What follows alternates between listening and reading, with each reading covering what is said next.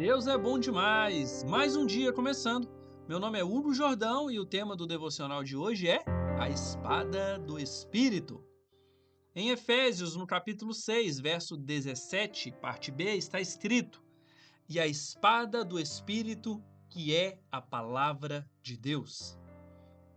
Finalmente nós chegamos ao último devocional dessa série, que vai falar sobre a armadura de Deus.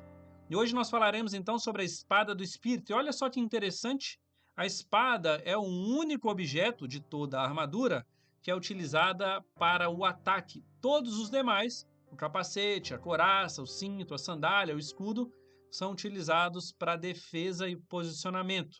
Vamos lá. Se você sabe, então, que a sua luta não é contra pessoas, mas sim contra seres espirituais, você tem que concordar comigo que não faz sentido, então, qualquer tipo de luta na força do meu próprio braço. Então, se não faz sentido, por que eu decido, então, não recorrer à única arma de ataque espiritual, que é a palavra de Deus, mas, pelo contrário, eu insisto em recorrer à força do meu próprio braço? Fica a dúvida. Pois bem, a primeira hipótese que eu tenho é a falta de conhecimento. Afinal, a própria Bíblia vai dizer que o povo de Deus perece por falta de conhecimento das Escrituras. As pessoas desconhecem, por exemplo, que está lá em 2 Coríntios, no capítulo 10. Está escrito assim, ó: "Porque as armas da nossa milícia não são carnais, mas poderosas em Deus para a destruição das fortalezas." As pessoas também desconhecem aquilo que Deus disse lá em Jeremias. Abre aspas. "Não é a minha palavra como fogo, declara o Senhor, e como um martelo que despedaça a rocha?" E tem também aqueles que são filhos de Deus, mas que, apesar de serem conhecedores das Escrituras, insistem em guerrear de forma errada. Nesse caso, eu penso que um dos motivos é que, assim como os músculos são desenvolvidos pela atividade física, o espírito é desenvolvido por disciplinas espirituais. Carne e espírito constantemente vivem em luta. E o fato é que o espírito só vai prevalecer caso seja fortalecido, senão a carne ganha. A decisão de lutar espiritualmente e não carnalmente é feita pelo espírito e não pela carne. Olha só que interessante. Por isso, aqueles que têm poucos músculos espirituais jamais vão conseguir tomar tal decisão. Então, eu quero ser bem prático e didático com você e te dar 5 formas de usar a espada do Espírito.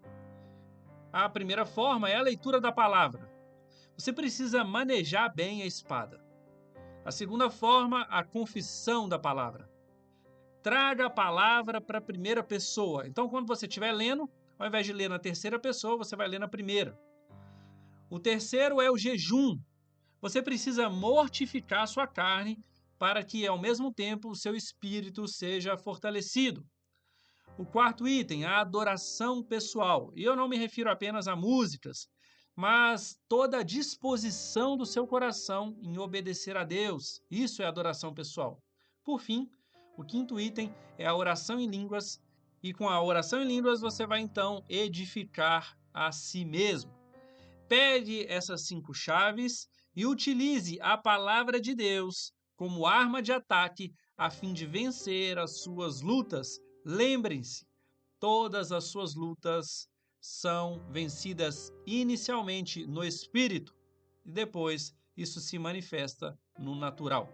Vamos orar? Pai, no nome de Jesus eu clamo a Ti, porque Tu és o meu Deus.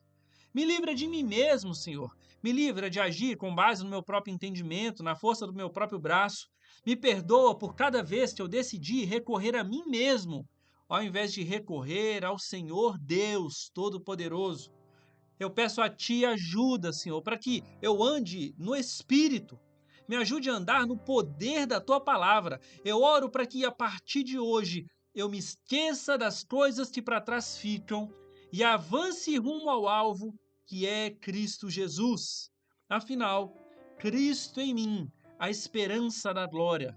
Eu declaro que eu tenho a mente de Cristo e que eu vou pensar e agir como Cristo, em nome de Jesus. Amém? O desafio do dia de hoje é: dentre as 5 formas que eu ensinei para vocês hoje de utilizar a espada do Espírito, me diga, Qual delas você nunca utilizou ou talvez já utilizou, mas há muito tempo não utiliza? Reconheça isso e comece a praticar.